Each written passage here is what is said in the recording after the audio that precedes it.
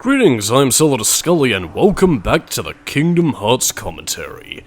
It's been a long rough road, but we're finally here. Move an inch forward, but it feels like a year. Whatever. And it seems that Sora knows this place. But how could he? Something about it that's familiar. Hollow Bastion. Ring something familiar in his heart. I wonder who that could be. But regardless of such, it's, yeah. No recorded dialogue, but, yeah, we actually get a completely original world for once, and it is fucking beautiful from an artistry perspective. Like, I mean, when it comes to Kingdom Hearts 1, Hollow Bastion is honestly one of the worlds I immediately think of, and again, it's got some really cool, stuff about it. One example being the rising falls, as we're seeing here. And, of course, obviously the bubble gimmick, which the game will be making great use out of, which it subtly teaches you how to play the game by making it safe, so you could use it for later. I don't know why I'm doing this fucking pseudo Mr. Plinkett voice or whatever. But yeah, jump in the bubbles, go underwater, grab some treasure, drink, some chips and a dip, and, well, again, this is pretty much your chance to get some treasure chests before some pretty heavy plot shenanigans start making themselves known, because, oh boy, things do change up quite significantly from here. Albeit temporarily, but still, I mean, considering what we've known so far, everything is about to change, which sounds like, vamping from my perspective, but no, things do become a little bit more clear in terms of revelations. Although, trying to think back to the earliest parts of the commentary, and I think I might have spoiled some of it, in which case, oops! But I mean, regardless of such, I don't know! So anyway, it's really just sort of flying about, really, just sort of getting your bearings, having a nice little warm cup of milk, and making great use out of Glide, which we got from Never Never Land, banana. Unfortunately, you cannot fly in this world at all. Dunno. I'm pretty sure you can do it. If you believe, you can fly. And we got a reward that wasn't really worth it, but if we go down here, then we'll get a treasure chest, which will hopefully bear more fruitful rewards. Meteor Jeep. That wasn't really worth it since I'm not doing the gummy ship. But anyway, enough beating around the bush. So, after another round of jumping and leaping around, we can finally get this party started! Dun dun dun dun dun dun dun. Still beating around the bush, but don't worry, soon we shall see the cutscene that will finally give me a chance to collect my thoughts and have something more to talk about than just vamping all over the place. Like some vampirina. No vessel, no help from the Heartless. So tell me, how'd you get here? I simply believed. Nothing more to it. When our world fell into darkness, Belle was taken from me. I vowed I would find her again, no matter what the cost. I believed I would find her.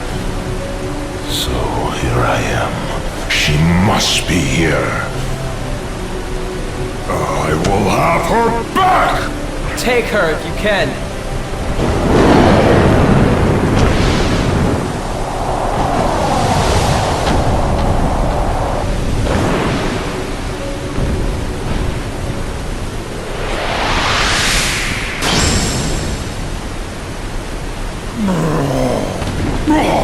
Stop!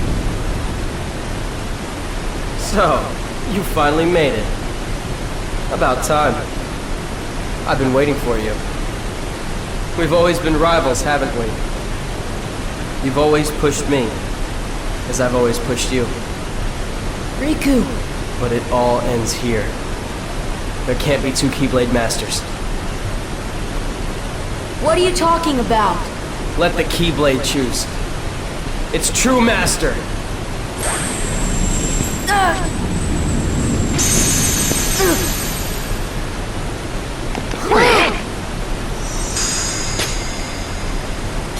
Maleficent was right. You don't have what it takes to save Kairi. It's up to me. Only the Keyblade Master can open the secret door and change the world.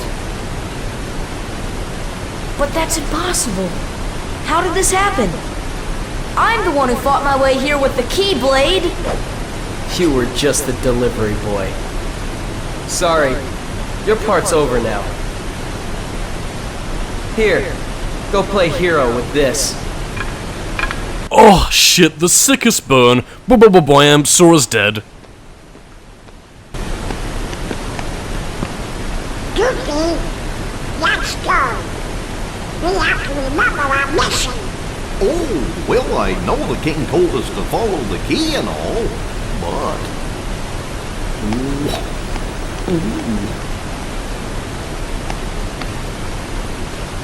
Sora, sorry. Oh, an even bigger burn! His friends betrayed him and left him. Sora is literally fucking defeated.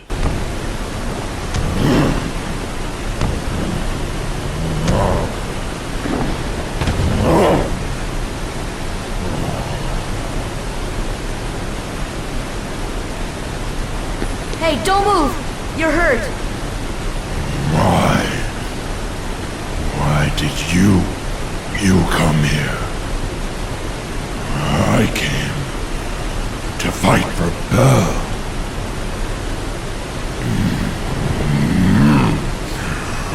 And though I am on my own, I will fight. I won't leave without her. That's why I'm here.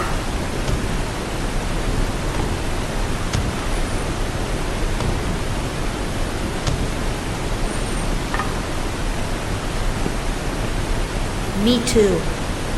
I'm not gonna give up now. I came here to find someone very important to me.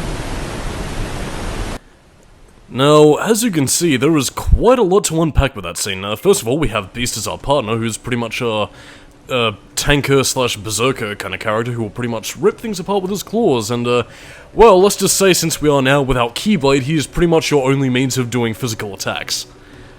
So, first of all, I think I might just go over some gameplay related stuff. First of all, since we now have the wooden sword back again, we don't have access to any of our Keyblades. Yeah, Beast is pretty much going to be the only one able to do any physical damage. Thankfully he is, you know, a tank and useful enough to get shit done. But yeah, much like what I pointed out, I believe, all the way back in like part 4 or 5, I think.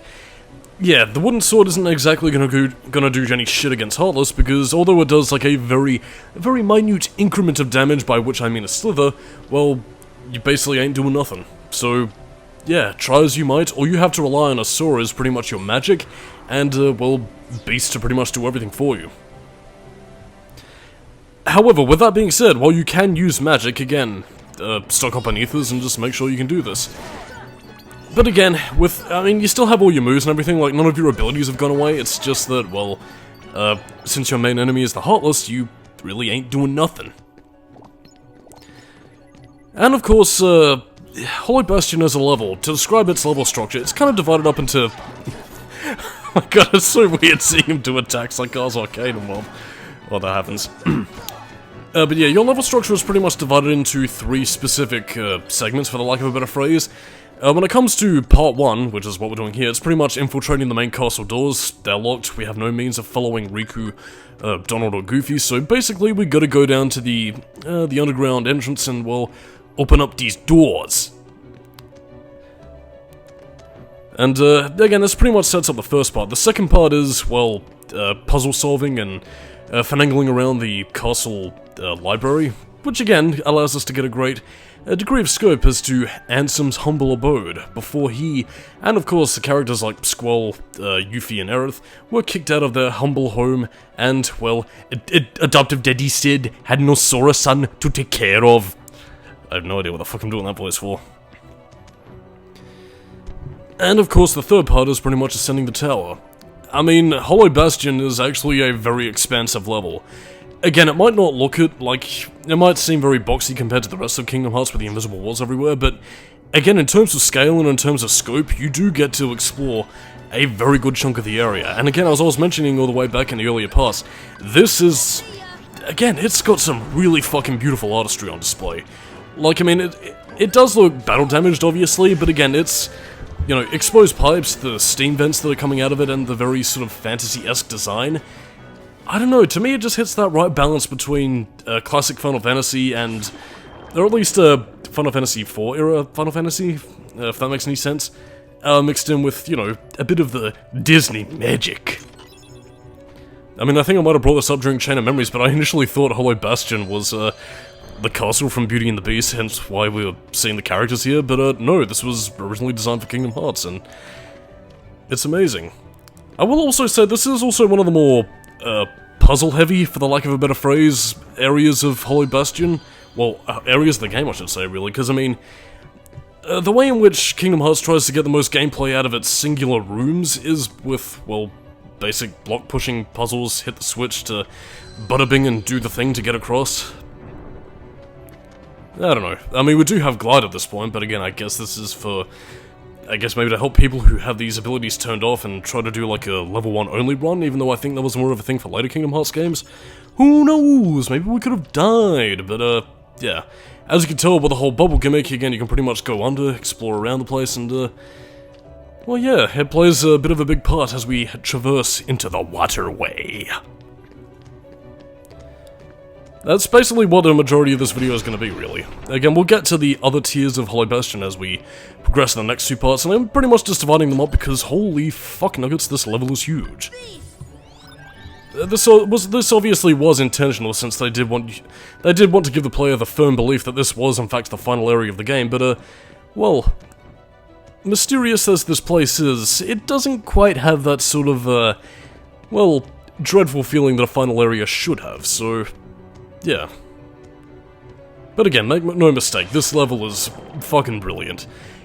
In spite of one or two issues... Sorry about that, there was a car passing by my street that had me distracted. Yeah, there are a few issues that I think Hollow Bastion does have, but again, I'll get to them as we progress a little bit later. Oh, and another thing Beast is useful, he's useful for smashing the way down. An ability that I think is only really useful here.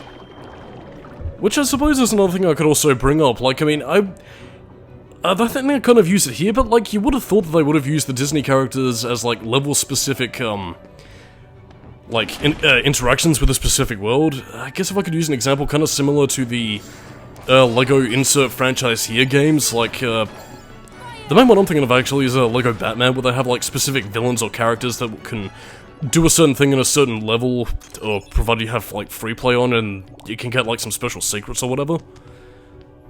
I don't know, it just seems like something they probably could have thought of doing with the Disney characters here, but then again, I guess it would probably limit their usage since you gotta prevent the meddling law with the world, and you can't let them do anything anywhere else, so maybe I'm just thinking outside the box a little bit too much here. And again, as you'd expect without Donald and Goofy, we can't access the Trinities, so, oh no! But again, that's something we'll get to at a later date. Anyway, the next thing I wanted to talk about was also Riku. Apparently he is the true Keyblade Master. And again, that's actually quite true. He was the one initially meant to wield the Keyblade. Well, again, you can quite easily see why if you think back to the beginning of the game where Riku was the one most dedicated to working on the task. Again, he was always there for his friends, and in the beginning of the game before, you know, he met Maleficent, he was the one searching for his friends and, you know, attempting to be the responsible one, so it's quite easy to see why the Keyblade would have chosen him with his heart of hearts, but again, since he decided to tango with the darkness a little bit, for reasons that we will soon be seeing a bit later on, well, yeah, the Keyblade pretty much bumped up the list to Sora, and thus that's why he had it before, until it returned to Riku due to his strength of heart, or so it seems. Again, Birth by Sleep, the eternal dead horse that I will continue to beat time and time again, does have some very retcondish elements, and there is a reason why Sora can wield the Keyblade, if a little bit contradictory. Because, I mean, Sora himself does have a strong heart, as we're seeing right here with his, you know, with his desire to continue going on the path that's set before him and trying to rescue his friend and Kairi and all that, but yeah, Birth by Sleep does a thing which is bleh. And I don't really like it, especially since it kind of retcons, like, Riku's agency within the story, kind of. Jesus, what the fuck's wrong with my mouth today? But, I don't know. The point is, Riku has, got our friends to betray us. does seem a little bit odd to have Donald and Goofy sort of betray Sora like this, especially, like, I mean, I know Donald has usually been very much like, let's focus on the mission and, you know, do all that kind of stuff, but it seems incredibly weird for them to just sort of go, yeah, sorry bitch, we're abandoning you now. And, like, I mean, what sort of rapport would Donald and Goofy really have with Riku? Like, they just seem to follow him around, and is he okay with this? Like, wouldn't Maleficent have a... Well, again, I guess Riku, given his little power boost, probably doesn't really think too much of Maleficent anyway, so who knows, really. And, spoiler alert, they're not going to be following Riku for that long, because otherwise, well, yeah, that would be a bit of a problem in the Matrix. And if you're trying to think of... And if you're under the impression I'm trying to pad out for time so we can get past that obtuse gate puzzle, you are correct. Because that's just sort of padding, really. Which I suppose is another thing I can bring up, and something that does become a bit of a running problem throughout Hollow Bastion, is that the puzzle segments, they're lateral, but, like, they're not really involved enough for you to find them really fun or stimulating to complete, but likewise they're also not really, like, esoteric or ethereal enough in, like, that sort of Silent Hill Alone in the Dark kind of way to solve puzzles, so... Yeah, it can make Hollow Bastion to be a little bit of a puzzle slog more than anything else. And, again, it's nothing terrible, it's just kind of padded. Which, I mean, again, I can see why they would do that, but looking back on it, really, it's just sort of... It is what it is, really, and that's, Actually, also looking back on this, I could see this particular segment in the game being probably the best set for people who focused on magic using rather than, you know, damage or melee, so... Yeah. Well, damage or melee, that's the same fucking thing. What I meant to say was defense, or melee, or melee, or Pele, the beloved dog. Fucking whatever shit. I'm pretty sure you can pretty much just go all the way back to the other side of the thing. You have nothing more to do here. Because since we pretty much opened the door, I was pretty much just exploring around and not knowing where the bubbles would take me, because the bubbles take me away. And when I die, wow. Yeah, I'm pretty sure this is all just sort of exploring around to see if there's any last morsels of shit that I can snag from the deep dark chasm. Yeah, there ain't nothing there, so let's go back to the main castle doors and finish up this boig for good. By which I mean the first segment. So yeah, after this point, well, let's just say we won't have to worry about waggling our wooden stick at enemies anymore. But again, thankfully your magic still works and does the job just fine. Also introducing a new enemy type, Dark Balls. I believe... fuck, well, I think they were based on the Final Fantasy enemy Bomb, I think? Oh yeah, another new enemy types here. I forgot what the fuck this one was called. The one, the dogs with the shield and the face on it with the lady in the glaven. But yeah, high defense, and I believe one of the rare drops you can actually get is the actual shield that you can actually end up giving to Goofy. But yeah, I'll talk more about the enemy types next time. But on that note, I'm Solidus-Skully, keeping new metal, and next time on the Kingdom Hearts commentary, we will enter the Hollow Bastion. Catch you next time.